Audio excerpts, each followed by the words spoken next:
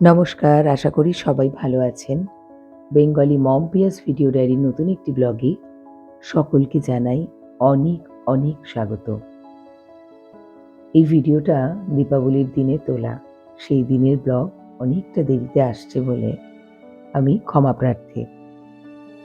সকাল সকাল উঠে আমার বারান্দা থেকে, সাউথ ইস্টে পড়ে আমার বারান্দাটা, এই ভিউটা আমার মন কেড়ে নেয়। এই যে তারই মধ্যে আমার মাথা ব্যথার কিছু জিনিস নিয়ে একজন বসে পড়েছে। প্রথমে আমাদের আছে ফুলঝুরি, আচ্ছা, 10 সেন্টিমিটারের। তারপরে নীল রঙের ফুলঝুরি, এগুলো বড়। হ্যাঁ 30 সেন্টিমিটারের। এগুলো হলো ইলেকট্রিক তার। আচ্ছা, সে রিলের ফটো দিয়ে দিয়েছে। এটা কি আছে? চুরকি। এটা হলো রং মশাল। এবারে একটু বড় রকেট এনেছে। আচ্ছা, এটা কি রে? এটা হ্যাঁ, ব্ল্যাক জ্যাক, এটা কি? ওটা হলো শেল। আর ভেতরের পেছনের ওগুলো কি? ওই ময়ূরের ছবি দেওয়া? ওটা তুবড়ি।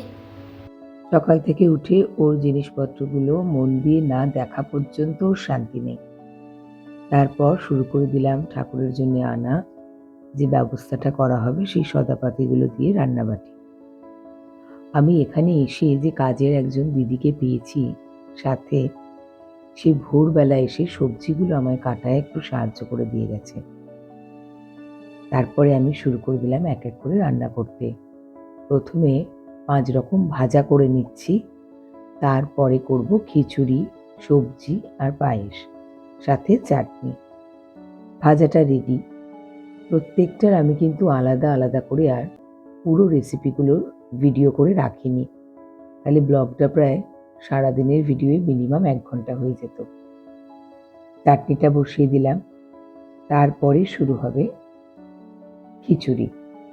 আর এরই মাঝে যখন যেটুকু সময় পাচ্ছি একটু একটু করে ঠাকুরের জিনিসগুলোকে গুছিয়ে রেখে আসছি। গত বছর বা তার আগের বছর যখনই পুজো করেছি আমাকে কোনো সমস্যায় পড়তে হয়নি, কারণ আমি ছিলাম কমপ্লিট হাউসওয়াইফ। আমার হাতে অগাধ সময়, গুছিয়ে সুন্দর করে করতাম। কিন্তু এবারে সবটাই খুবই তাড়াহুড়োর মধ্যে করেই আমাকে ব্যবস্থা করতে হচ্ছে। চেষ্টা করেছি যেভাবে গত 2 বছরও পুজো করেছি সেইভাবেই পুজোর সমস্ত ব্যবস্থা করার। একটাই ভাগ্য ভালো, এবারে দিওয়ালি উপলক্ষে আমাদের স্কুলে কিন্তু 3-4 দিন মতো প্রায় ছুটি পেয়েছি। তাই জন্য একটা দিন আমি সদাপাতি তোলার জন্য, আর একটা দিন পুজোর সব জোগাড়, আবার জোগাড়ের পরের দিন ব্যাক টু ব্যাক 2টো ছুটি পেয়েছিলাম। তাই জন্য খানিকটা রেস্ট হয়েই গেছে আমার। হয়ে গেছে প্রায় আমাদের খিচুড়িটা। এবারে আমি সবজিটা বসিয়ে দেব, আর একদিকে পায়েসটা। সবজির যখন ভিডিওটা করছিলাম মশলা দেওয়ার সময় বুঝতেই পারিনি আমার ভিডিওটা কখন অফ হয়ে গেছিল। তাই জন্য অনেকটা পোর্শনের ভিডিও আমার আর রাখাই হয়নি। মোটামুটি সবজির এই জায়গা থেকে খানিকটা ভিডিও ছিল। আর আরেকদিকে বসিয়ে দিচ্ছি পায়েসটা। প্রথম বছর যখন এসব রান্নাগুলো করছিলাম প্রচণ্ড ভয়ে ছিলাম, তবে এবছর দেখলাম ঠান্ডা মাথায় খুব তাড়াতাড়ি আস্তে আস্তে করে ফেলতে পারছি। আসলে মেজারমেন্টটা প্রায় মাথায় বসে গেছে। যখন পুজোর রান্না করি মা বলে দিয়েছিল যেহেতু কথা বলা যাবে না, কারণ মুখ থেকে যদি একটা থুতু বেরোয় সেটাও খাবারটাকে এঁঠো করে দেয়। তাই জন্য বলতেই পারেন মুখে প্রায় কুলুপ এঁটে আমি কাজটা করছি। কিন্তু হাতের কাছে সব জোগাড়গুলো করে নিয়েছিলাম বলে খুব একটা অসুবিধে হয়নি। আজ কিন্তু ঋষি খুব একটা বেশি আমায় জ্বালাচ্ছে না, কারণ ওর জিনিসপত্র জ্বালানোর জন্য এত কিছু এনেছে ওর বাবা, ওই বাজিগুলো, ওরা আমাকে জ্বালাবার জন্য বা আমাকে মাথা গরম করিয়ে দেওয়ার মতো খুব একটা অ্যাক্টিভিটিও করছে না। চলুন, ওদিকে রান্নাবাটি প্রায় শেষ, এখানে একটু ঠাকুরের জায়গাটা ঝপঝপ করে গুছিয়ে ফেলি। আপনারা তো যারা আমার ব্লগ আগে থেকে দেখেন তারা জানেন আমার কাছে মা দুর্গা, মা লক্ষ্মী, সরস্বতী, মা কালী, দীপান্বিতা লক্ষ্মী সবই কিন্তু গুরুমা। তো আমি দীপাবলি উপলক্ষে এই দিনটায় বেসিক্যালি গুরুমার পুজোই করি, এবং সেটা সম্পূর্ণ আমাদের নিজেদের মতো করে। আচ্ছা, এক এক করে সমস্ত সাজিয়ে নিয়েছি। এবার আস্তে আস্তে এগুলো ঠাকুরের এখানে বসিয়ে দেব। এবারে কিন্তু যখন নৈবেদ্যটা করছিলাম, আমি একটু ছোট থালায় করেছি। গত বছর যখন নৈবেদ্যর অ্যারেঞ্জ করছিলাম, আমার পরিষ্কার মনে আছে আমি ফল দিতে ভুলে গেছিলাম। তাই এবছর আমি খুব সিরিয়াস ছিলাম, কারণ এটা নবগ্রহ দেবতার জন্য তৈরি করা, মানে দেওয়া। সেখানে যদি একটা কিছু ভুল হয়ে যায়, সেটা কিন্তু ঠিক না। মোটামুটি রেডি। একবার আপনাদের পুরোটা দেখাই। ওটা ড্রাই ফ্রুটসের, ওটা নাড়ু, ওটা রসগোল্লা, ওটা নৈবেদ্য, এই আর কি। এবার একটু প্রদীপ দিয়ে চারদিকটা সাজাবো, তার সমস্ত ব্যবস্থা করছি। আর এখানে ধুনো দেওয়ার জন্য পুরোটা রেডি হয়ে গেছে। খাবারগুলো একই জায়গায় পাশাপাশি সব রেখে দিয়েছি। ঠাকুরের খিচুড়ি, আবারও বলি, পায়েস, 5 রকম ভাজা,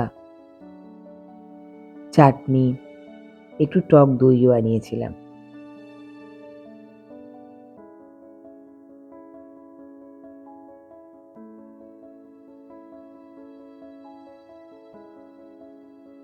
গতবারে অতি কষ্ট করে আমি একটা রঙ্গোলি দিয়েছিলাম, বাট এবারে সাহস করে আমি 3টে রঙ্গোলি দিয়েছি। আমার অফিসের একজন সিনিয়র কলিগ, বলতে পারেন আমার যিনি রিপোর্টিং ম্যানেজার, তিনি তার পরিবার নিয়ে আমার বাড়িতে এসেছিলেন।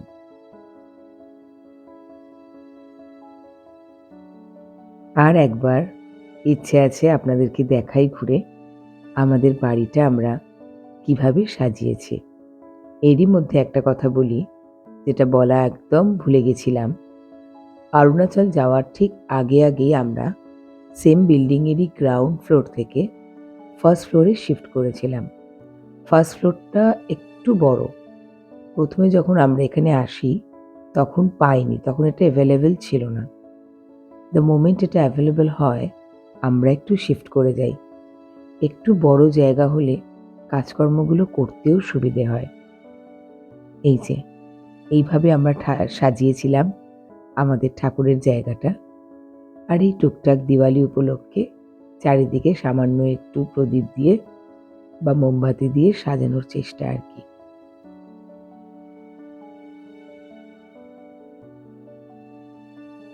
ঠাকুরের ভোগটাও আমি থালাতে বেড়ে দিয়েছি, কারণ অর্ঘ্য এবার পুজো করতে বসবে।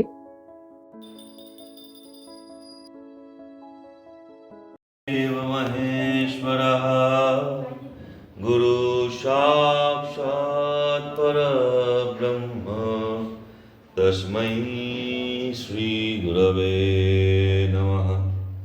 ॐ गुरु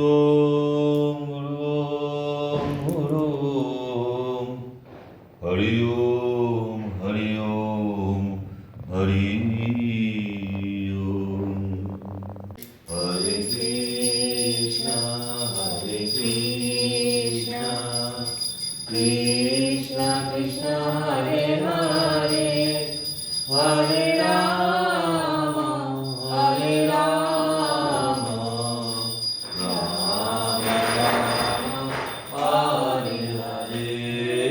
हरे कृष्णा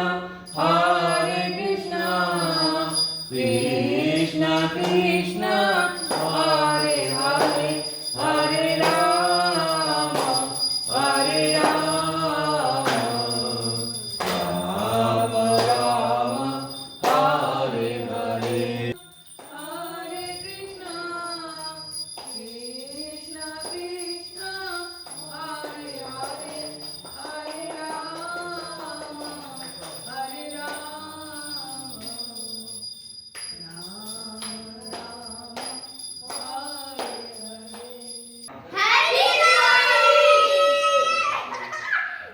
আমাদের একজন পারিবারিক বন্ধু নন্দিতা অপূর্বদা দিভি, তার সাথে আমার বসের পরিবার, আর এসছিলেন আমার ল্যান্ড ওনার্স, মানে হাজব্যান্ড ওয়াইফ দুজনেই এসছিলেন আর কি, ওপর থেকে নিচে এসেছিলেন। আর বাকি আমাদের যে দুজন আরও টেনেন্ট রয়েছে, তাদের নিজেদের গ্রামে পুজো থাকার জন্য তারা চলে গেছিল।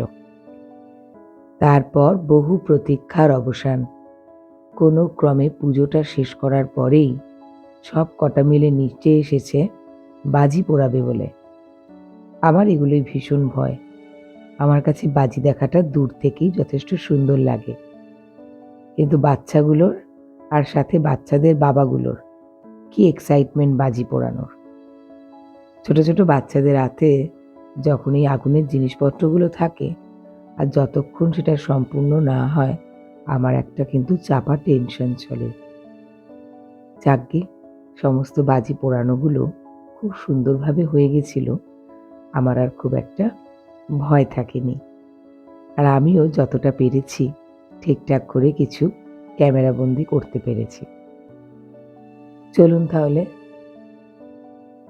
আজকের মতো ব্লগটা এখানেই শেষ করছি। দেখা হবে খুব শীঘ্র আমার পরবর্তী কোনো একটা ব্লগে। আশা করি আপনাদের দিওয়ালিটাও ভালো কেটেছে। সবাই ভালো থাকবেন, সুস্থ থাকবেন, সাবধানে থাকবেন। আবারও বলি, শুভ দীপাবলি। শীত আসছে, সকলে নিজেদের খেয়াল রাখবেন। টাটা।